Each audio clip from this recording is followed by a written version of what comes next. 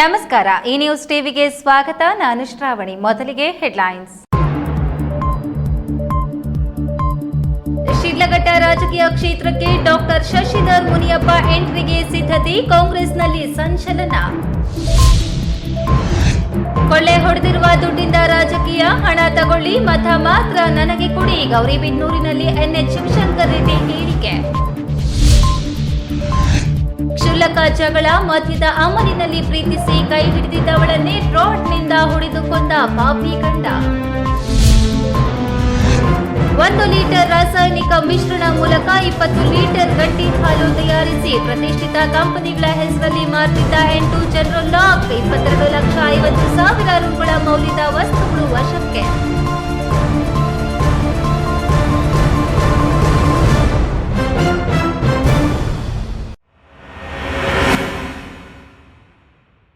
ವಾರ್ತೆಗಳ ವಿವರ. ಮಾಜಿ ಸಚಿವ ವಿ ಮುನಿಯಪ್ಪ ಅವರ ಪುತ್ರ ಬ್ಲಾಕ್ ಕಾಂಗ್ರೆಸ್ ಮಾಜಿ ಅಧ್ಯಕ್ಷ ಡಾಕ್ಟರ್ ಎಂ ಶಶಿಧರ್ ಅವರು ಶಿಡ್ಲಘಟ್ಟ ಕ್ಷೇತ್ರದ ರಾಜಕೀಯಕ್ಕೆ ಸಕ್ರಿಯವಾಗಿ ಧುಮುಕುವ ಮಾತುಗಳನ್ನು ಆಡಿದ್ದಾರೆ. ಇದರಿಂದ ಶಿಡ್ಲಘಟ್ಟ ವಿಧಾನಸಭಾ ಕ್ಷೇತ್ರದ ರಾಜಕೀಯ ಚಿತ್ರಣವೇ ಬದಲಾಗುವ ಬಗ್ಗೆ ಸಾರ್ವಜನಿಕವಾಗಿ ಚರ್ಚೆಗಳು ಶುರುವಾಗಿವೆ.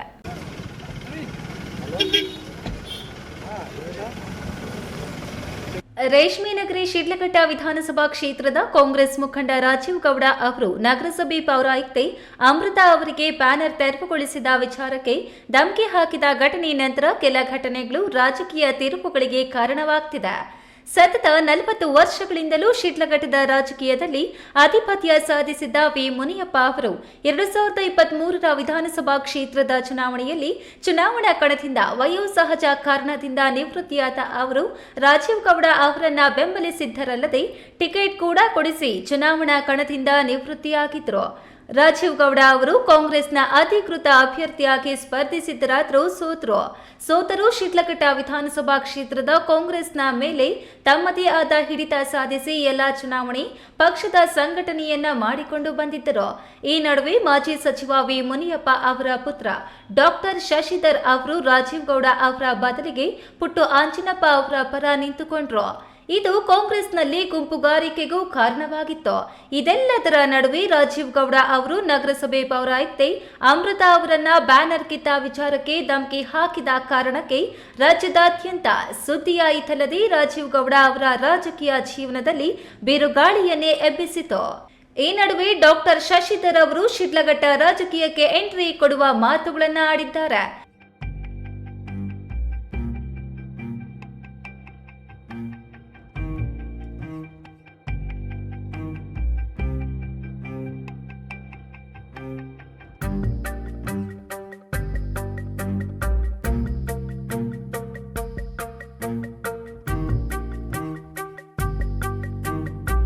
ಇದರಿಂದ ಮುಂಬರುವ 2028ರ ವಿಧಾನಸಭಾ ಚುನಾವಣೆಯಲ್ಲಿ ಕಾಂಗ್ರೆಸ್ನಿಂದ ಎಂಎಲ್ಎ ಅಭ್ಯರ್ಥಿಯಾಗಿ ಡಾಕ್ಟರ್ ಶಶಿಧರ್ ಮುನಿಯಪ್ಪ ಅವರೇ ಚುನಾವಣೆ ಕಣಕ್ಕೆ ಇಳಿಯಲಿದ್ದಾರೆ ಎನ್ನುವ ಮಾತುಗಳು ಕೇಳಿ ಬರ್ತಿವೆ.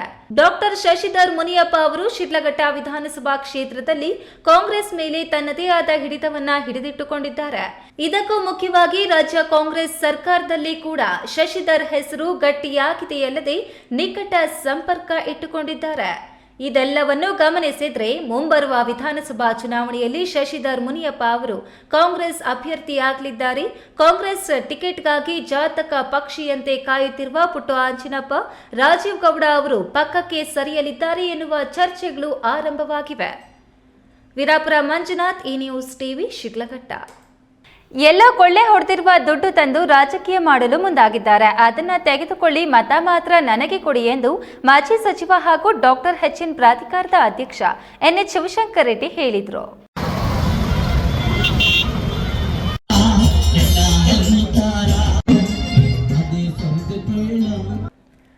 ಗೌರಿಬಿದನೂರು ತಾಲೂಕಿನ ತೊಂಡಿಬಾವಿ ಹೋಬಳಿಯ ಕಾಂಗ್ರೆಸ್ ಕಾರ್ಯಕರ್ತರ ಸಭೆಯನ್ನ ಭಾನುವಾರ ತೊಂಡಿಬಾವಿ ರೈಲ್ವೆ ನಿಲ್ದಾಣದ ಬಳಿ ಆಯೋಜಿಸಲಾಗಿತ್ತು. ಮಾಜಿ ಸಚಿವರು ಹಾಗೂ ಡಾಕ್ಟರ್ ಎಚ್ಎನ್ ಪ್ರಾಧಿಕಾರದ ಅಧ್ಯಕ್ಷ ಎನ್ಎಚ್ ಶಿವಶಂಕರ್ ರೆಡ್ಡಿ ಮಾತನಾಡಿ, ಎಲ್ಲೋ ಕೊಳ್ಳೆ ಹೊಡೆದಿರುವ ದುಡ್ಡು ತಂದು ರಾಜಕೀಯ ಮಾಡಲು ಮುಂದಾಗಿದ್ದಾರೆ.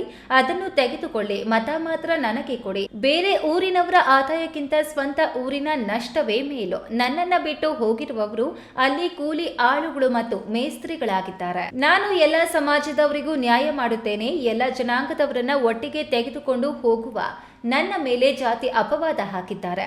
ಜನರು ಮತ ನೀಡಿದ ಮೇಲೆ ನಾವು ಅವರ ಕೆಲಸ ಮಾಡಬೇಕು. ಪ್ರತಿಯೊಬ್ಬರ ಕಷ್ಟ ಸುಖದಲ್ಲಿ ಇರುತ್ತೇನೆ. ಹಣದಿಂದ ಯಾರು ರಾಜಕಾರಣ ಮಾಡಲು ಆಗುವುದಿಲ್ಲ. ಜನರ ಪ್ರೀತಿ ವಿಶ್ವಾಸದಿಂದ ಮಾತ್ರ ಸಾಧ್ಯ.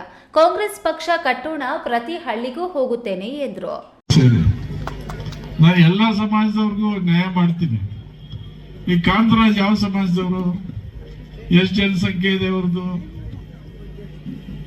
ಈ ತರ ನಾನು ಸಾಮಾಜಿಕ ನ್ಯಾಯ ಮಾಡುವಂತ ಎಲ್ಲರ ಜಾತಿಯವ್ರನ್ನ ಒಟ್ಟಿಗೆ ತಗೊಂಡು ಹೋಗ್ತಕ್ಕಂಥ ನಾನು 25 ವರ್ಷದ ರಾಜಕೀಯ ಜೀವನದಲ್ಲಿ ಗೊಲ್ಲರಿಗೆ, ನಾಯಕರಿಗೆ, ಹರಿಜನರಿಗೆ, ಬ್ರಾಹ್ಮಣರಿಗೆ, ಮುಸ್ಲಿಂ ಜನಾಂಗಕ್ಕೆ, ಎಲ್ಲ ಜನಾಂಗದ ಜಾತಿಯವರಿಗೂ ಕೂಡ ನಾನು ಅಧಿಕಾರಗಳನ್ನು ಕೊಡಿಸಿದ್ದೀನಿ.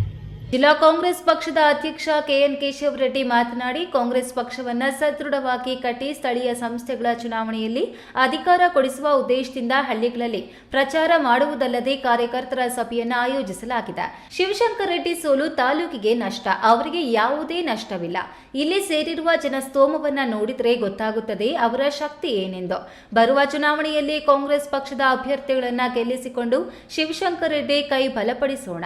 ಶಿವಶಂಕರ ರೆಡ್ಡಿ ನೇತೃತ್ವದಲ್ಲಿ ಮುನ್ನಡೆಯುತ್ತದೆ ಎಂದು ಹೇಳಿದರು. ಸಭೆಯಲ್ಲಿ ತಾಲೂಕು ಉಸ್ತುವಾರಿ ಮತ್ತು ಮಾವು ಅಭಿವೃದ್ಧಿ ಮಂಡಳಿಯ ಅಧ್ಯಕ್ಷ ಮುದ್ದು ಗಂಗಾಧರ್, ಬ್ಲಾಕ್ ಕಾಂಗ್ರೆಸ್ ಅಧ್ಯಕ್ಷರಾದ ಅಶ್ವತ್ಥನಾರಾಯಣಗೌಡ, ಬ್ಲಾಕ್ ಕಾಂಗ್ರೆಸ್ ಅಧ್ಯಕ್ಷ ವೇದಲವೇಣಿ ವೇಣು, ಮುಖಂಡರಾದ ಹನುಮಂತ ರೆಡ್ಡಿ, ಪ್ರಕಾಶ್ ರೆಡ್ಡಿ, ಭಾರ್ಗವ್ ರೆಡ್ಡಿ, ಅರುಂಧತಿ ಅಶ್ವಥಪ್ಪ, ಎಂಸಿ ಗಂಗಾಧರಪ್ಪ ಇನ್ನಿತರರು ಭಾಗವಹಿಸಿದ್ರು.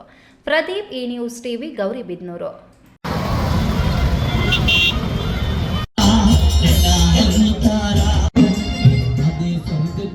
ಕಳೆದ 8 ತಿಂಗಳ ಹಿಂದಷ್ಟೇ ಪ್ರೀತಿಸಿ ವಿವಾಹವಾಗಿದ್ದ ದಂಪತಿಗಳ ನಡುವೆ ಕ್ಷುಲ್ಲಕ ಕಾರಣಕ್ಕಾಗಿ ನಡೆದ ಜಗಳ ತಾರಕಕ್ಕೆ ಹೋಗಿ ಪಾನಮತ್ತನಾಗಿದ್ದ ಗಂಡ ತನ್ನ ಹೆಂಡತಿ ನವ್ಯಶ್ರೀಗೆ ರಾಡ್ನಿಂದ ಹೊಡೆದು ಕೊಂದಿರುವ ಘಟನೆ ಗೌರಿಬಿದನೂರು ತಾಲೂಕಿನ ನಗರಗೆರೆಯಲ್ಲಿ ಸಂಭವಿಸಿದೆ.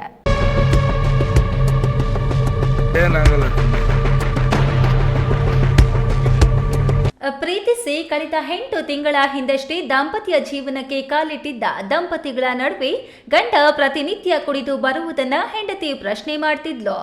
ನಿನ್ನೆ ರಾತ್ರಿಯೂ ಸಹ ಕೈ ಹಿಡಿದ ಗಂಡ ಕುಡಿದು ತಡವಾಗಿ ಬಂದ ಸತೀಶ್ ಕುಮಾರ್ನನ್ನು 19 ವರ್ಷದ ನವ್ಯಶ್ರೀ ಪ್ರಶ್ನಿಸಿದ್ದಾಳೆ. ಈ ಸಂದರ್ಭದಲ್ಲಿ ಮಾತಿನ ಚಕಮಕಿ ನಡೆದು ಸತೀಶ್ ಕುಮಾರ್ ಮಧ್ಯದ ಅಮಲಿನಲ್ಲೇ ರಾಡ್ನಿಂದ ಹಲ್ಲೆ ಮಾಡಿದ್ದಾನೆ. ನಂತರ ನವ್ಯಶ್ರೀಳನ್ನ ಗಂಡ ಸತೀಶ್ ಕುಮಾರ್ ವಾಟದ ಹೊಸಹಳ್ಳಿ ಸರ್ಕಾರಿ ಆಸ್ಪತ್ರೆಗೆ ಕರೆದುಕೊಂಡು ಹೋಗಿ ಪ್ರಾಥಮಿಕ ಚಿಕಿತ್ಸೆ ಕೊಡಿಸಿ ನಂತರ ವೈದ್ಯರ ಸಲಹೆ ಮೇರೆಗೆ ಗೌರಿಬಿದನೂರು ಸರ್ಕಾರಿ ಆಸ್ಪತ್ರೆಗೆ ಕರೆದುಕೊಂಡು ಬಂದು ಚಿಕಿತ್ಸೆ ಕೊಡಿಸಿ ಇಲ್ಲಿನ ವೈದ್ಯಾಧಿಕಾರಿಗಳು ನವ್ಯಶ್ರೀರವರನ್ನ ಹೆಚ್ಚಿನ ಚಿಕಿತ್ಸೆಗಾಗಿ ಬೆಂಗಳೂರಿನ ವಿಮ್ರಾನ್ ಆಸ್ಪತ್ರೆಗೆ ಕರೆದುಕೊಂಡು ಹೋಗುವಂತೆ ತಿಳಿಸಿದ್ರು. ನಂತರ ಆಂಬ್ಯುಲೆನ್ಸ್ ವಾಹನದಲ್ಲಿ ನವ್ಯಶ್ರೀರನ್ನ ಕರೆದುಕೊಂಡು ಪಿಸಿ ಹಾಗೂ ಸತೀಶ್ ಕುಮಾರ್ ಕರೆದೊಯ್ಯುತ್ತಿರುವ ವೇಳೆ ಭಾನುವಾರ ಮುಂಜಾನೆ ದೊಡ್ಡಬಳ್ಳಾಪುರದ ಕಂಟನಕುಂಟೆಯ ಮಾರ್ಗ ಮಧ್ಯೆ ನವ್ಯಶ್ರೀ ಏರುಸಿರು ಎಳೆದಿದ್ದು ಅನುಮಾನ ಬಂದು ದೊಡ್ಡಬಳ್ಳಾಪುರ ಸರ್ಕಾರಿ ಆಸ್ಪತ್ರೆಗೆ ಕರೆದುಕೊಂಡು ಹೋಗಿ ತೋರಿಸಿದಾಗ ಅಲ್ಲಿನ ವೈದ್ಯರು ಪರೀಕ್ಷಿಸಿ ನವ್ಯಶ್ರೀ ಮೃತಪಟ್ಟಿರುವುದಾಗಿ ಘೋಷಿಸಿದ್ದಾರೆ. ಬಳಿಕ ಮೃತದೇಹವನ್ನ ಅದೇ ಆಂಬ್ಯುಲೆನ್ಸ್ ಮೂಲಕ ಗೌರಿಬಿದನೂರು ಸರ್ಕಾರಿ ಆಸ್ಪತ್ರೆಯ ಶವಾಗಾರಕ್ಕೆ ಸ್ಥಳಾಂತರಿಸಲಾಗಿದೆ. ಈ ಸಂಬಂಧ ಠಾಣೆಗೆ ದೂರು ದಾಖಲಾಗಿದ್ದು ಆರೋಪಿ 26 ವರ್ಷದ ನಗರಗೆರೆ ನಿವಾಸಿ ಸತೀಶ್ ಕುಮಾರ್ ವಿರುದ್ಧ ಕಾನೂನು ಕ್ರಮ ಕೈಗೊಳ್ಳುವಂತೆ ಮನವಿ ಸಲ್ಲಿಸಲಾಗಿದೆ. ಘಟನೆ ಕುರಿತು ಪೊಲೀಸರು ತನಿಖೆ ಮುಂದುವರೆಸಿದ್ದಾರೆ. ಪ್ರದೀಪ್, ಈ ನ್ಯೂಸ್ ಟಿವಿ, ಗೌರಿಬಿದನೂರು.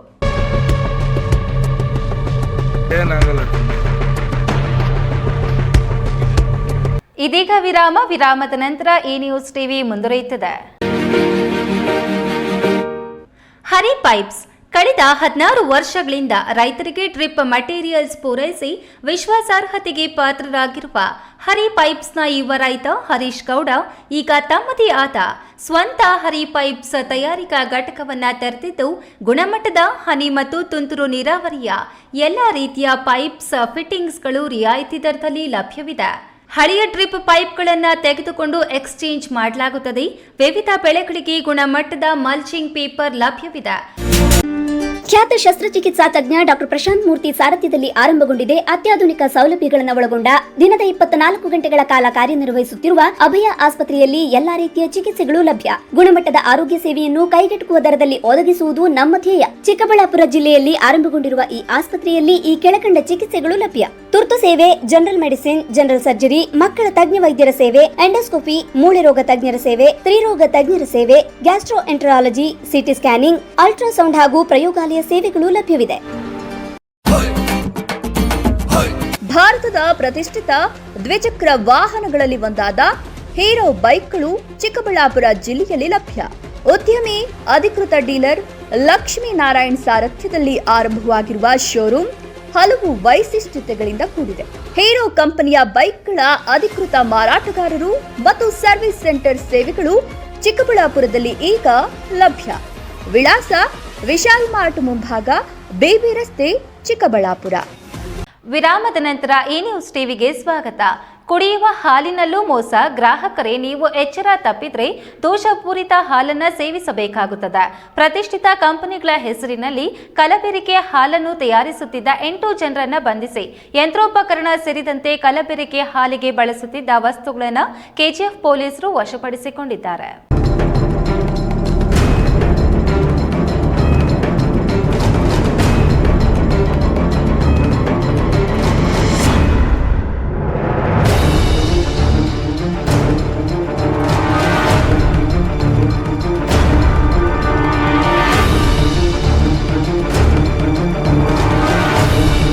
ಕೆಜಿಎಫ್ ನಗರದ ಬಳ್ಳಕೆರೆ ಹೊರವಲಯದ ಗ್ರಾಮದ ತೋಟದ ಮನೆಯಲ್ಲಿ ಪಾಮಾಯಿಲ್, ಹಾಲಿನ ಪುಡಿ ಹಾಗೂ ರಾಸಾಯನಿಕಗಳನ್ನು ಉಪಯೋಗಿಸಿಕೊಂಡು ಯಂತ್ರಗಳ ಸಹಾಯದಿಂದ ನಕಲಿ ಹಾಲನ್ನು ತಯಾರಿಸಿ ಮಾರಾಟ ಮಾಡುತ್ತಿದ್ದು, 1 ಲೀಟರ್ ಮಿಶ್ರಣದಿಂದ 20 ಲೀಟರ್ ಗಟ್ಟಿ ಹಾಲನ್ನು ತಯಾರು ಮಾಡಲಾಗುತ್ತಿತ್ತು ಎನ್ನಲಾಗಿದೆ.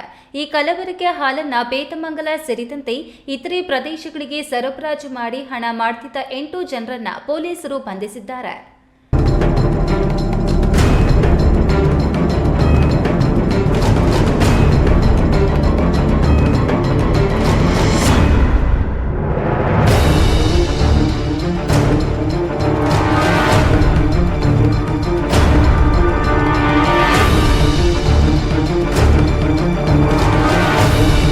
ಆಂಧ್ರ ಮೂಲದ ವೆಂಕಟೇಶಪ್ಪ, ಬಾಲಾಜಿ, ದಿಲೀಪ್, ಬಾಲರಾಜ್, ಮನೋಹರ್, ಕಾರ್ತಿಕ್, ಮನೋಜ್ ಮತ್ತು ಮಂಜುನಾಥ್ ಎಂಬುವವರನ್ನ ಬಂಧಿಸಿ 56 ಮಿಲ್ಕ್ ಪೌಡರ್ ಚೀಲಗಳು, 500 ಗ್ರಾಂ ನಂದಿನಿ ಮಿಲ್ಕ್ ಪೌಡರ್ನ 350 ಪಾಕೆಟ್, ಪಾಮ್ ಆಯಿಲ್ನ 90 ಬಾಕ್ಸ್ಗಳು ಸೇರಿದಂತೆ ಹಾಲಿನ ಕ್ಯಾನ್ಗಳನ್ನು ಸಾಗಿಸಲು ಬಳಸುತ್ತಿದ್ದ 2 ಗೂಡ್ಸ್ ವಾಹನಗಳನ್ನು ವಶಪಡಿಸಿಕೊಂಡಿದ್ದು, ಇವುಗಳ ಮೌಲ್ಯ 22,50,000 ರೂಗಳಾಗಿದೆ. ಡಿವೈಎಸ್ಪಿ ವಿ ಲಕ್ಷ್ಮಯ್ಯ ಮತ್ತು ಇನ್ಸ್ಪೆಕ್ಟರ್ಗಳಾದ ಪಿಎಂ ನವೀನ್ ಮತ್ತು ಮಾರ್ಕೊಂಡಯ್ಯ ಎಸ್ಟಿ ರವರ ಮಾರ್ಗದರ್ಶನದಲ್ಲಿ ಆರೋಪಿಗಳನ್ನು ಬಂಧಿಸಿ ಹಾಲು ಕಲಬೆರಕೆಗೆ ಉಪಯೋಗಿಸುವ ವಸ್ತುಗಳು ಮತ್ತು ವಾಹನಗಳನ್ನು ವಶಪಡಿಸಿಕೊಳ್ಳುವಲ್ಲಿ ಪಿಎಸ್ಐ ರವರಾದ ಮಂಜುನಾಥ ಬಿ, ಅಣ್ಣಪ್ಪ, ಎಎಸ್ಐ ಮತ್ತು ಸಿಬ್ಬಂದಿಗಳಾದ ರಾಜೇಂದ್ರ, ವೇಣುಗೋಪಾಲ್, ಲೋಕೇಶ್, ಗೋಪಿ, ರಮೇಶ್, ಈರಪ್ಪ ಜಂಬಗಿ, ರವಿಕುಮಾರ್, ಮನೋಹರ್ ರವರುಗಳನ್ನು ಒಳಗೊಂಡ ತಂಡವು ಯಶಸ್ವಿಯಾಗಿದ್ದು, ತಂಡವನ್ನು ಕೆಜಿಎಫ್ನ ಪೊಲೀಸ್ ವರಿಷ್ಠಾಧಿಕಾರಿ ಶಿವಾಂಶು ಶ್ಲಾಘಿಸಿದ್ದಾರೆ. ಸತೀಶ್, ಈ ನ್ಯೂಸ್ ಟಿವಿ, ಕೋಲಾರ.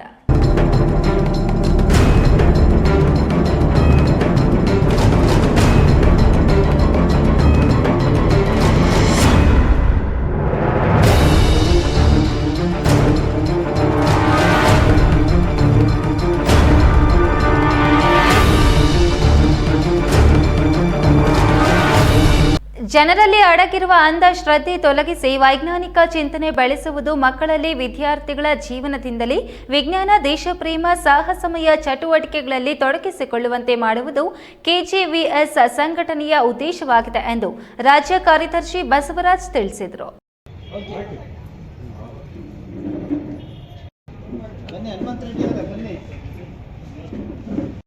ಕರ್ನಾಟಕ ಜ್ಞಾನ ವಿಜ್ಞಾನ ಸಮಿತಿ ಚಿಕ್ಕಬಳ್ಳಾಪುರ ಮತ್ತು ಕೋಲಾರ ಅವಿಭಜಿತ ಜಿಲ್ಲೆಗಳ ಸಮಾವೇಶವನ್ನು ಚಿಕ್ಕಬಳ್ಳಾಪುರ ನಂದಿ ರಂಗಮಂದಿರದಲ್ಲಿ ಹಮ್ಮಿಕೊಳ್ಳಲಾಗಿತ್ತು. ಸಮಾವೇಶದ ಉದ್ಘಾಟನೆ ನಂತರ ಮಾಧ್ಯಮಗಳಿಗೆ ಪ್ರತಿಕ್ರಿಯೆ ನೀಡಿದ ರಾಜ್ಯ ಕಾರ್ಯದರ್ಶಿ ಬಸವರಾಜ್, ಕೆಜೆವಿಎಸ್ ಸಂಘಟನೆ ಕಳೆದ 5 ವರ್ಷಗಳಿಂದ ಉತ್ತಮವಾದ ಕಾರ್ಯ ಚಟುವಟಿಕೆಗಳನ್ನು ಮಾಡುತ್ತಾ ಬಂದಿದೆ.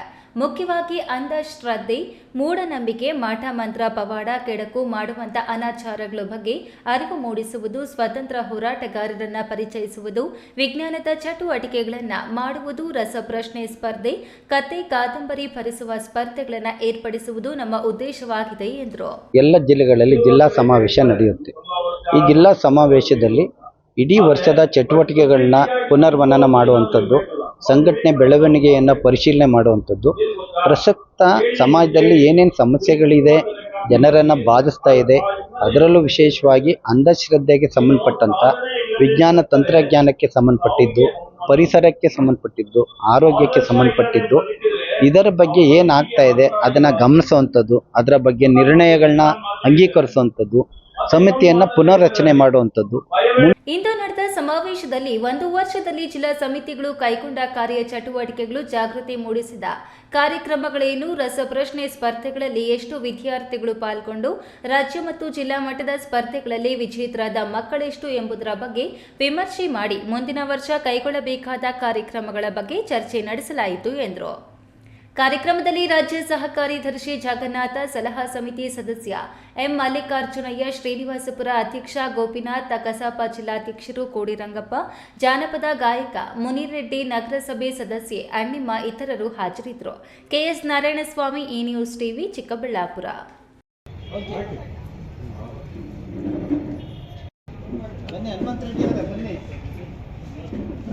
ದೊಡ್ಡಗಂಜೂರು ಹರಿಜನ ಕಾಲೋನಿಯಲ್ಲಿ ಕೊಳಚೆ ನೀರು ಹರಿಯಲು ಸೂಕ್ತ ಚರಂಡಿ ಹಾಗೂ ರಸ್ತೆ ವ್ಯವಸ್ಥೆ ಇಲ್ಲದ ಕಾರಣ ಕೊಳಚೆ ನೀರು ರಸ್ತೆ ತುಂಬೆಲ್ಲ ನಿಂತು ಸೊಳ್ಳೆಗಳ ಕಾಟ ಹೆಚ್ಚಾಗಿ ಸಾಂಕ್ರಾಮಿಕ ರೋಗಗಳು ಹರಡುವ ಭೀತಿಯಲ್ಲಿ ಹರಿಜನ ಕಾಲೋನಿಯ ನಿವಾಸಿಗಳಿದ್ದು ಸೂಕ್ತ ಚರಂಡಿ ವ್ಯವಸ್ಥೆ ಕಲ್ಪಿಸುವಂತೆ ಆಗ್ರಹಿಸಿದ್ದಾರೆ.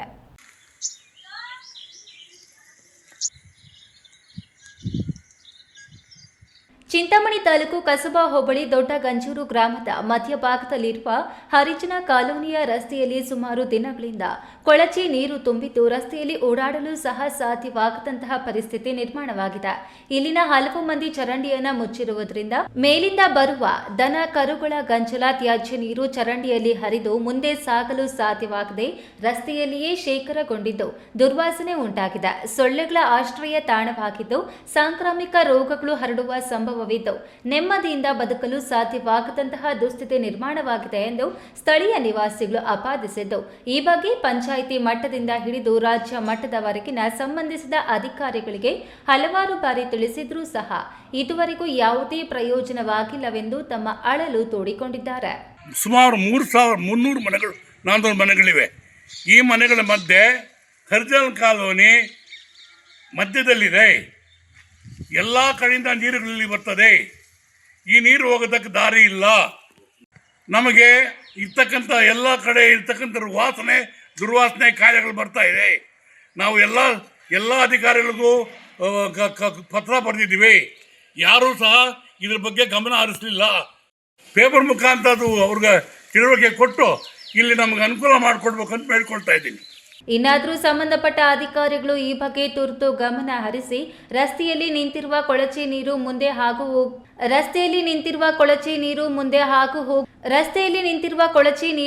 ಹಾದು ಹೋಗುವಂತಹ ವ್ಯವಸ್ಥೆಯನ್ನ ಮಾಡಿಕೊಟ್ಟು ಸಹಕರಿಸಬೇಕೆಂದು ಕೋರಿದ್ದಾರೆ. ಬಿ ದೇವಪ್ಪ, ಈ ನ್ಯೂಸ್ ಟಿವಿ, ಚಿಂತಾಮಣಿ. ವೇಗವಾಗಿ ಚಲಿಸುತ್ತಿದ್ದ ಕ್ವಾಲಿಸ್ ವಾಹನವೊಂದು ಚಾಲಕನ ನಿಯಂತ್ರಣ ತಪ್ಪಿ ರಸ್ತೆ ಬದಿಯ ಮರಕ್ಕೆ ಡಿಕ್ಕಿ ಹೊಡೆದ ಪರಿಣಾಮ ವಾಹನ ಸಂಪೂರ್ಣ ನಜ್ಜುಗುಜ್ಜಾಗಿದ್ದು ಅಗ್ನಿಶಾಮಕ ಸಿಬ್ಬಂದಿ ಸಾಹಸಪಟ್ಟು 6 ಜನ ಗಾಯಾಳುಗಳನ್ನು ಹೊರತೆಗೆದಿದ್ದು ಅದರಲ್ಲಿ ಓರ್ವ ವ್ಯಕ್ತಿ ಆಸ್ಪತ್ರೆಯಲ್ಲಿ ನಿಧನ ಹೊಂದಿರುವ ಘಟನೆ ಕೋಲಾರ ಚೆನ್ನೈ ಬೈಪಾಸ್ ರಸ್ತೆ ಬಳಿ ಸಂಭವಿಸಿದೆ.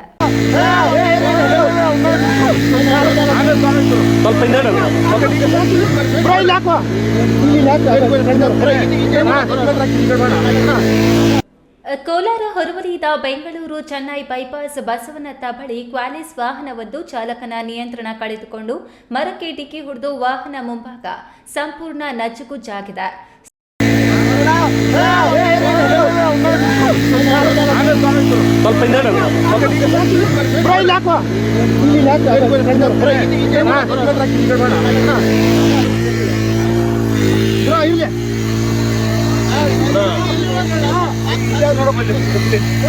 ಅದನ್ನ ಕಟ್ ಮಾಡ ಆ ರಾತ್ರಿ ಕಟ್ ಮಾಡ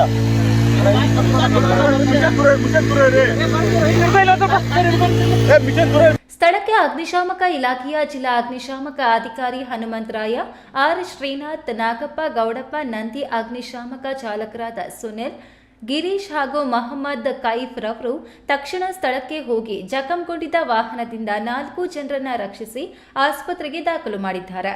35 ವರ್ಷದ ಕುಮಾರ್ ಎಂಬುವವರು ಚಿಕಿತ್ಸೆ ಫಲಕಾರಿಯಾಗದೆ ಬೆಂಗಳೂರಿನ ಆಸ್ಪತ್ರೆಯಲ್ಲಿ ಸಾವನ್ನಪ್ಪಿದ್ದಾರೆ.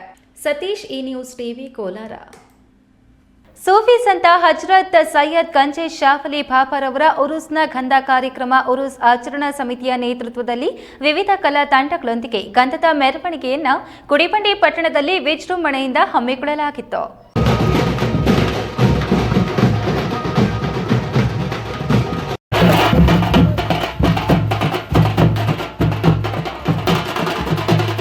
ಹಿಂದೂ ಮತ್ತು ಮುಸ್ಲಿಮರು ಒಟ್ಟಾಗಿ ಸೇರಿ ನಡೆಸುವ ಉರುಸ್ ಭಾವೈಕ್ಯದ ಸಂಕೇತವಾಗಿದೆ. ಶನಿವಾರ ರಾತ್ರಿ 10 ಗಂಟೆಗೆ ಪಟ್ಟಣದ ಕಾಜಿಪೇಟೆಯ ಪಟ್ಟಣ ಪಂಚಾಯಿತಿ ಮಾಜಿ ಅಧ್ಯಕ್ಷ ರಿಯಾಜ್ ಪಾಷಾ ಮನೆಯಿಂದ ಗಂಧದ ಪೂಜಿಸಿ ಲೇಪಿಸಿಕೊಂಡ ನಂತರ ಸಿಹಿ ವಿತರಿಸಲಾಯಿತು. ನಂತರ ಅಲಂಕೃತ ವಾಹನದಲ್ಲಿ ಗಂಧವನ್ನು ಮೆರವಣಿಗೆ ಮೂಲಕ ಮುಖ್ಯ ರಸ್ತೆಗಳಲ್ಲಿ ಸಂಚರಿಸಿತು. ಕುರಾನ್ ಪಠಣ, ಗೀತಗಾಯನ, ಬ್ಯಾಂಡ್ ಮೇಳ, ಡಿಜೆ, ಸಂಗೀತ, ಫಕೀರರ ಕಂಚರನಾದ ಹಾಗೂ ಪವಾಡ ಪ್ರದರ್ಶನ ಉತ್ಸವಕ್ಕೆ ಮೆರುಗು ತಂದಿದ್ದವು. ಸಂದಲ್ ಉತ್ಸವದಲ್ಲಿ ಭಕ್ತರು ಭಕ್ತಿಯ ಪರಾಕಾಷ್ಠತೆಯನ್ನ ಮೆರೆದ್ರು. ಭಕ್ತರೊಬ್ಬರು ಕಬ್ಬಿಣದ ತೆಳುವಾದ ಉದ್ದನೆಯ ಸಲಾಕೆಯನ್ನು ತನ್ನ ನಾಲಿಗೆಗೆ ಸೇರಿಸಿಕೊಂಡರು. ನಂತರ ಕಿರುಬೆರಳಿನ ದಪ್ಪದ ಸಲಾಕೆಯನ್ನ ಮುಂದಿನ ಕುತ್ತಿಗೆ ಭಾಗಕ್ಕೆ ಚುಚ್ಚಿಕೊಂಡು ಬೆನ್ನಿನಲ್ಲಿ ಅದರ ತುದಿ ಬರುವಂತೆ ಚುಚ್ಚಿಕೊಂಡರು.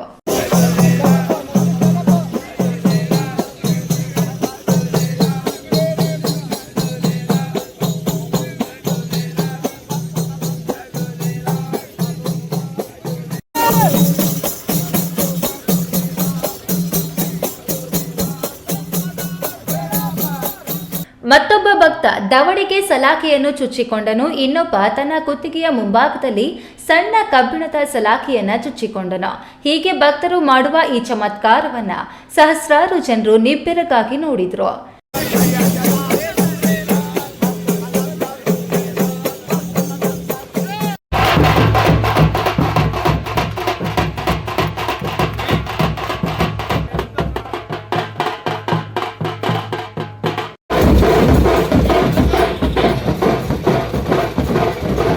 ಈ ಸಂದರ್ಭದಲ್ಲಿ ಮುಖಂಡರಾದ ಗಜನಾಣ್ಯ ನಾಗರಾಜ್, ಎಂಎನ್ ರಾಜಣ್ಣ, ಜಾನ್ ಬಾಷಾ, ಕನ್ನಡ ಸಾಹಿತ್ಯ ಪರಿಷತ್ತಿನ ಅಧ್ಯಕ್ಷ ಭೀ ಮಂಜುನಾಥ, ಉರುಸ್ ಆಚರಣಾ ಸಮಿತಿಯ ಅಫ್ಸರ್ ಪಾಷಾ, ಹುಸೇನ್, ನಯಾಜ್ ಪಾಷಾ ಸೇರಿದಂತೆ ಇತರರು ಭಾಗವಹಿಸಿದ್ರು. ಮಂಜುನಾಥ್ ಬಿ, ಈ ನ್ಯೂಸ್ ಟಿವಿ, ಗುಡಿಬಂಡೆ.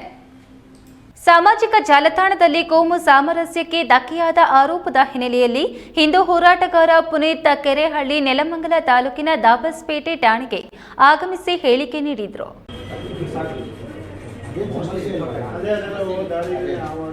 ಸಾಮಾಜಿಕ ಜಾಲತಾಣದಲ್ಲಿ ಸಿದ್ದರ ಬೆಟ್ಟದ ಕಾರ್ಯಕ್ರಮದಲ್ಲಿ ನಡೆದ ಪ್ರಕರಣಕ್ಕೆ ಸಂಬಂಧಿಸಿದಂತೆ ಹಿಂದೂ ಹೋರಾಟಗಾರ ಪುನೀತ್ ಕೆರೆಹಳ್ಳಿ ನೆಲಮಂಗಲ ತಾಲೂಕಿನ ದಾಬಸ್ಪೇಟೆ ಠಾಣೆಗೆ ಆಗಮಿಸಿ ಹೇಳಿಕೆ ನೀಡಿದರು.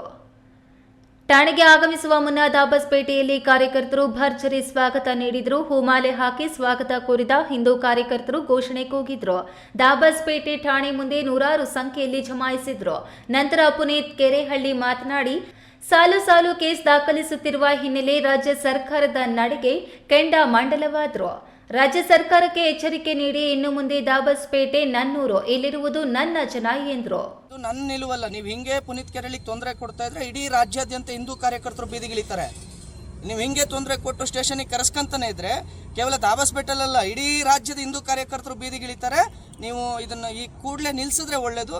ಇಲ್ಲ ಅಂತ ಅಂದರೆ ಪುನೀತ್ ಕೆರೆಹಳ್ಳಿ ಪರವಾಗಿ ರಾಜ್ಯ ಬರೀ ದಾಬಸ್ಪೇಟೆ ಅಲ್ಲ, ಜಿಲ್ಲೆಯಲ್ಲೂ ಬೀದಿಗಿಳಿಯುವಂಥ ಕಾರ್ಯಕರ್ತರಿದ್ದಾರೆ. ಬೀದಿಗಿಳಿದು ಪ್ರತಿಭಟನೆ ಮಾಡೇ ಮಾಡ್ತಾರೆ. ಈ ವೇಳೆ ಸಂಘಟನೆಯ ಲಿಂಗರಾಜು, ಶ್ರೀಕಾಂತ್, ಪವನ್, ಸ್ನೇಕ್ ರಾಜು, ಶಶಿ ಇನ್ನಿತರರು ಹಾಜರಿದ್ದರು. ರಾಮ್ಪ್ರಸಾದ್ ಕೆಆರ್, ಈ ನ್ಯೂಸ್ ಟಿವಿ, ನೆಲಮಂಗಲ. ಕೋಲಾರ ನಗರಕ್ಕೆ ಬೇಕಾದ ಸೌಲಭ್ಯಗಳ ಕುರಿತು ಕನಸು ಕಂಡಿತು ಮಾತ್ರವಲ್ಲದೆ ಸ್ಯಾನಿಟೋರಿಯಂ, ಆಸ್ಪತ್ರೆ ನಿರ್ಮಾಣ, ಹಾಸ್ಟೆಲ್, ಹಳೆ ಬಸ್ ನಿಲ್ದಾಣ, ಕೋಲಾರಕ್ಕೆ ವಿದ್ಯುತ್ ತಂತಿದ್ದು ಸೇರಿದಂತೆ ಅಪಾರ ಕಾಳಜಿ ಬದ್ಧತೆಯಿಂದ ಕಾರ್ಯಗತಗೊಳಿಸಿ ಕೋಲಾರ ನಿರ್ಮಾತೃ ಎನಿಸಿಕೊಂಡ ದೂರದೃಷ್ಟಿಯ ಮಹಾನ್ ನಾಯಕ ಟಿ ಚೆನ್ನಯ್ಯ ಅವರು ಇಂದಿನ ಯುವಕರಿಗೆ ಆದರ್ಶವಾಗಿದ್ದಾರೆ ಎಂದು ಸಂಸದ ಎಂ ಮಲ್ಲೇಶ್ ಬಾಬು ತಿಳಿಸಿದರು.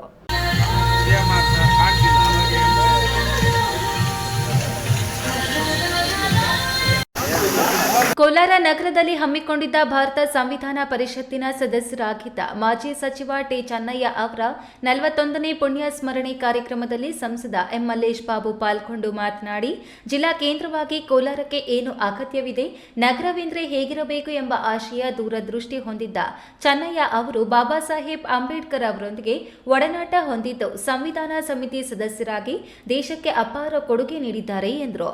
ಕೋಲಾರದಲ್ಲಿ ಶಿಕ್ಷಣ, ಆರೋಗ್ಯ, ಮೂಲಭೂತ ಸೌಲಭ್ಯಗಳನ್ನು ಒದಗಿಸುವ ಆಶಯದೊಂದಿಗೆ ಕೆಲಸ ಮಾಡಿದ ಮಹಾಚೇತನ ಚೆನ್ನಯ್ಯ ಅವರ ಪುಣ್ಯ ಸ್ಮರಣೆಯನ್ನು 41 ವರ್ಷಗಳ ನಂತರ ಆಚರಿಸುತ್ತಿದ್ದೇವೆ. ಇದು ಸರಿಯಲ್ಲ. ಪ್ರತಿ ವರ್ಷವೂ ಅವರ ಸ್ಮರಣೆ ಮಾಡುವ ಮೂಲಕ ಇಂದಿನ ಯುವಜನತೆ, ರಾಜಕಾರಣಿಗಳಿಗೆ ಅವರ ಆದರ್ಶದ ಅರಿವು ನೀಡಬೇಕು ಎಂದರು. ಅವ್ರನ್ನ 41 ವರ್ಷ ಆದಮೇಲೆ ಇವತ್ತು ಈ ಪ್ರೋಗ್ರಾಮ್ ಮಾಡ್ತಿರೋದು ಅದೊಂದು ನನಗೆ ಬೇಜಾರಾಗುತ್ತೆ. ಯಾಕೆಂದರೆ ವರ್ಷನೂ ಅವರು ಸಾಧನೆಗಳು ಏನು ಮಾಡಿದಾರೋ ಅದನ್ನೇ ಜನಕ್ಕೆ ತಿಳಿಬೇಕಂದ್ರೆ ಅದು ವರ್ಷನೂ ಅದು ಆಗ್ತಾನೆ ಇರಬೇಕು. ಇಂತಹ ಒಂದು ಕಾರ್ಯಕ್ರಮ, ಅದರಲ್ಲೂ ಯುವಕರಿಗೆ ಏನೋ ಒಂದು ಹಾಸ್ಟೆಲ್ ಕಟ್ಟಿ ಆವಾಗ ವಿದ್ಯಾಭ್ಯಾಸಕ್ಕೆ ಪ್ರಾಮುಖ್ಯತೆ ಕೊಟ್ಟರು, ಅದನ್ನು ಅವರು ಸ್ಥಾಪನೆ ಮಾಡಿ ನಮ್ಮ ಈ ಹಾಸ್ಟೆಲ್ ಪಕ್ಕದಲ್ಲಿ ನಚಿಕೇತ ಏನಿದೆಯೋ ಅದಕ್ಕೆ ಒಂದು ಸ್ಥಾಪನೆ ಮಾಡಿದರು. ನಾವು ಕೋಲಾರ ಜಿಲ್ಲೆ ಮಾತಾಡುವಾಗ ಬರೀ ಒಂದು 4-5 ಬೇರೆ ಹೆಸರುಗಳು ಬರುತ್ತಾರೆ. ಆದರೆ ಚೆನ್ನೈ ಅವರ ಹೆಸರು ನಾವು ಸದಾ ಮುಂದೆ ಇಡಬೇಕಾಗುತ್ತೆ ಅಂತ ಹೇಳ್ತೀವಿ. ಕಾರ್ಯಕ್ರಮದಲ್ಲಿ ಜೆಡಿಎಸ್ ಮುಖಂಡ ಸಿಎಂಆರ್ ಶ್ರೀನಾಥ್, ಚೆನ್ನಯ್ಯ ಮೊಮ್ಮಗ ದೀಪಕ್, ನಗರಸಭೆ ಮಾಜಿ ಅಧ್ಯಕ್ಷ ಡಾಕ್ಟರ್ ಗೋವಿಂದರಾಜು, ನಗರಸಭೆ ಮಾಜಿ ಸದಸ್ಯರಾದ ಪ್ರವೀಣ್ ಗೌಡ, ಮುರಳಿಗೌಡ, ಗಾಂಧಿನಗರ ನಾರಾಯಣಸ್ವಾಮಿ, ಕಸಾಪ ಮಾಜಿ ಅಧ್ಯಕ್ಷ ನಾಗನಂದ್ ಕೆಂಪರಾಜ್ ಮತ್ತಿತರರು ಹಾಜರಿದ್ದರು. Satish, A news TV, Kolar. ಇದೀಗ ವಿರಾಮದ ನಂತರ ಎ ನ್ಯೂಸ್ ಟಿವಿ ಮುಂದುವರಿಯುತ್ತದೆ. ಕಷ್ಟಪಟ್ಟು ಹಣ ಕೊಡಿಸಿ ಒಡವೆ ಮಾಡಿಸಿರ್ತೀರಿ. ಮಕ್ಕಳ ಉನ್ನತ ವ್ಯಾಸಕ್ಕೋ, ಅವ್ರ ಮದ್ವೆಗೋ ಅಥವಾ ಯಾವ್ದಾದ್ರೂ ಆರೋಗ್ಯ ಸಮಸ್ಯೆ ಬಂದಾಗ ಹಣ ಬೇಕಾಗತ್ತೆ. ಆ ಚಿನ್ನವನ್ನ ಮಾರೋಕೆ ಅಂತ ಹೋದಾಗ ಬೇಕಾಬಿಟ್ಟಿ ಬೆಲೆ ಕೇಳ್ತಾರೆ ಅನ್ನೋ ಚಿಂತೆಲಿದ್ದೀರಾ? ಇನ್ನು ಮುಂದೆ ಆ ಚಿಂತೆ ಮಾಡೋ ಪ್ರಮೇಯನೇ ಇಲ್ಲ. ಹಿಂದೆ ಹಿಂದೂಸ್ತಾನ್ ಗೋಲ್ಡ್ ಕಂಪನಿಗೆ ಬನ್ನಿ. ತಾವು ಅಡ ಇಟ್ಟಿರೋ ಚಿನ್ನವನ್ನ ತಕ್ಷಣ ಬಿಡಿಸಿ ಇಂದಿನ ಆನ್ಲೈನ್ ಬೆಲೆಗೆ ಕೊಂಡ್ಕೊಂಡು ಕೂಡಲೇ ಬಾಕಿ ಹಣವನ್ನ ನಿಮ್ ಕೈ ಕೊಡ್ತಾರೆ. ನಿಮ್ಮ ಕನಸಿನ ಸಾಕಾರಕ್ಕೆ ಜೊತೆ ಆಗ್ತಾರೆ. ಹಿಂದೂಸ್ತಾನ್ ಗೋಲ್ಡ್ ಕಂಪನಿ, ಇದು ನಿಮ್ಮ ಕಂಪನಿ ಅಲ್ಲ, ನಮ್ಮೆಲ್ಲರ ಕಂಪನಿ. ನನ್ನ ಕನಸು ಡಾಕ್ಟರ್ ಆಗೋದು. ಡಾಕ್ಟರ್ ಆಗೋದು ನನ್ನ ಕನಸು. ಮಗಳು ಡಾಕ್ಟರ್ ಆಗ್ಲಿ ಅನ್ನೋದು ನನ್ನ ಕನಸು. ಕನಸು ಎಲ್ಲರಿಗೂ ಇರುತ್ತದೆ. ಮಗನು ಡಾಕ್ಟರ್ ಆಗ್ಬೋದೇನ್ರಿ? ನನ್ನ ಕನಸು ಡಾಕ್ಟರ್ ಆಗೋದು. ಕನಸು ಎಲ್ಲರ ಹಕ್ಕು. ಆದರೆ ಕನಸು ನನಸಾಗಲು ಬೇಕು ನಂಬಿಕೆ, ಛಲ ಮತ್ತು ಪರಿಶ್ರಮ. Neat academy. ವಿರಾಮದ ನಂತರ ಈ ನ್ಯೂಸ್ ಟಿವಿಗೆ ಮತ್ತೆ ಸ್ವಾಗತ. ಇದೀಗ ಸಂಕ್ಷಿಪ್ತ ಸುದ್ದಿಗಳು. ಸಿವಿಲ್ ಇಂಜಿನಿಯರಿಂಗ್ ಪೂರ್ಣಗೊಳಿಸಿ ವಿವಿಧ ಕ್ಷೇತ್ರಗಳಲ್ಲಿ ಸೇವೆ ಸಲ್ಲಿಸಿದ್ದ ರಾಜ್ ಪ್ರವೀಣ್ ಹಾಗೂ ಅರುಣ್ ಕುಮಾರ್ ಸ್ನೇಹಿತರು ಚಿಕ್ಕಬಳ್ಳಾಪುರದಲ್ಲಿ ಹೋಟೆಲ್ ಉದ್ಯಮಕ್ಕೆ ಕೈ ಹಾಕಿದ್ದು ಕಳೆದ 4 ವರ್ಷಗಳಿಂದ ನಗರದಲ್ಲಿ ಯಶಸ್ವಿಯಾಗಿ ಹೋಟೆಲ್ ನಡೆಸುತ್ತಿದ್ದಾರೆ. ಇದೀಗ ನಗರದ ಪಿಬಿ ರಸ್ತೆಯಲ್ಲಿರುವ ನಮ್ಮೂರ ಭರ್ಜರಿ ಬಾಡೂಟ ಹೋಟೆಲ್ನಲ್ಲಿ ಮುಂದಿನ ತಿಂಗಳ 3ರಿಂದ 6ರವರೆಗೆ 4 ದಿನಗಳ ಕಾಲ ಭರ್ಜರಿ ಆಹಾರ ಮೇಳವನ್ನು ಆಯೋಜಿಸಿ ಸಾಮಾನ್ಯರಿಗೂ ಭರ್ಜರಿ ಬಾಡೂಟದ ಸವಿರುಚಿ ನೀಡಲು ಮುಂದಾಗಿದ್ದಾರೆ. ಈ ಕುರಿತು ಚಿಕ್ಕಬಳ್ಳಾಪುರ ನಗರದ ಪತ್ರಕರ್ತರ ಭವನದಲ್ಲಿ ಸುದ್ದಿಗೋಷ್ಠಿ ನಡೆಸಿ ಉನ್ನತ ಗುಣಮಟ್ಟದ ಆಹಾರವನ್ನು ಗ್ರಾಹಕರಿಗೆ ಒದಗಿಸುವುದೇ ನಮ್ಮ ಹೋಟೆಲ್ನ ಪ್ರಮುಖ ಉದ್ದೇಶವಾಗಿದ್ದು, ಗ್ರಾಹಕರಿಗೆ ವಿಶೇಷ ಕೊಡುಗೆಯಾಗಿ ಈ 4 ದಿನಗಳ ಆಹಾರ ಮೇಳವನ್ನು ಆಯೋಜಿಸಲಾಗಿದೆ. ಈ ಆಹಾರ ಮೇಳಕ್ಕೆ ಸಂಬಂಧಿಸಿದಂತೆ ಜನವರಿ 15ರಿಂದಲೇ ಬುಕಿಂಗ್ ಪ್ರಾರಂಭವಾಗಿದ್ದು ಜನವರಿ 30ರವರೆಗೆ ಬುಕಿಂಗ್ ಮಾಡಿಕೊಳ್ಳಬಹುದಾಗಿದೆ. ಆಹಾರ ಮೇಳಕ್ಕೆ ಕೇವಲ ಮುಂಗಡ ಬುಕಿಂಗ್ ಮಾಡಿಕೊಂಡವರಿಗೆ ಮಾತ್ರ ಪ್ರವೇಶ ನೀಡಲಾಗುವುದು. ಬುಕಿಂಗ್ ಹೋಟೆಲ್ನಲ್ಲಿಯೇ ಮಾಡಬಹುದಾಗಿದೆ. ಕೇವಲ ರು. 199 ಬುಕಿಂಗ್ ಶುಲ್ಕದಲ್ಲಿ 40ಕ್ಕೂ ಹೆಚ್ಚು ಸಸ್ಯಾಹಾರಿ ಹಾಗೂ ಮಾಂಸಾಹಾರಿ ಖಾದ್ಯಗಳನ್ನು ಒದಗಿಸಲಾಗುವುದು ಎಂದರು.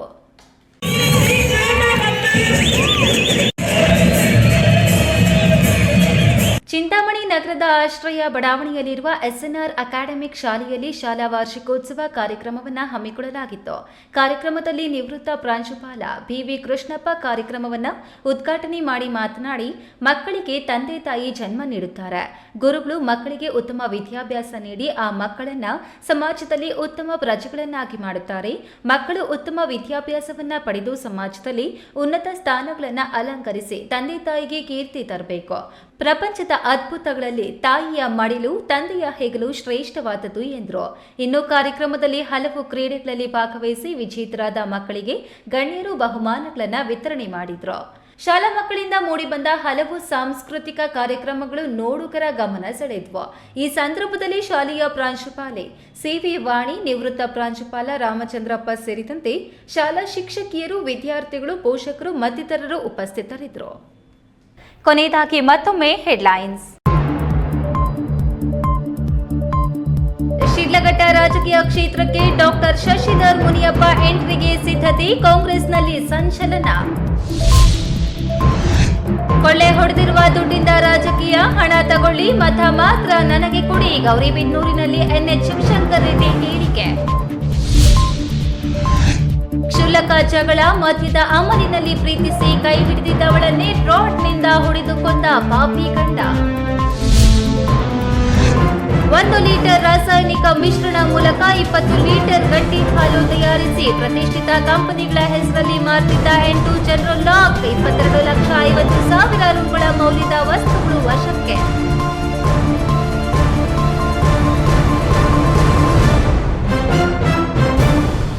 ದಿನನಿತ್ಯದ ಸುದ್ದಿ ಸ್ವಾರಸ್ಯಕ್ಕಾಗಿ ತಪ್ಪದೆ ವೀಕ್ಷಿಸಿ ಎ ನ್ಯೂಸ್ ಟಿವಿ.